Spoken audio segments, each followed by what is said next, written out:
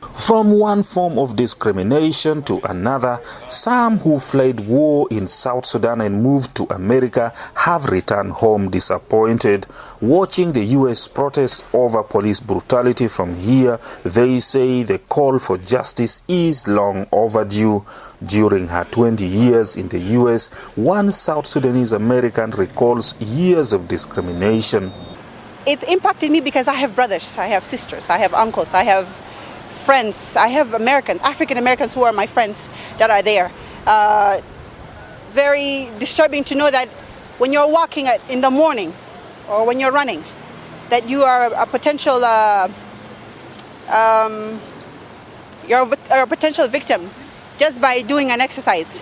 It's disheartening to know that if you are coming out of a neighborhood that is seemingly not representations of you, you are a victim of racism.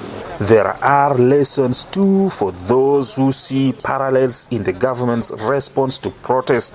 For some, the crackdown on protests in the U.S. should also serve as a reminder to any African governments inclined to use force. What the African leaders have learned from the use of force in the U.S., it's like they can come with other means of resolving issues, peaceful means of resolving, maybe roundtable talks rather than use of force, because the government the power belongs to the people. You cannot suppress them. Juba residents who have had experience of either living in the U.S. or with family there say times are particularly tough right now. A lot of family members who are back in the U.S., when you call and talk to them, most of them are not living their life normally. They already had corona that was destabilizing their normal day-to-day lifestyle, and now they have racism to deal with. They have the protest that seems to be spreading by the day to every part of the U.S. I hope, as an African, that the Americans will show true leadership and bring this to a stop, and they can be able to unite and come back together.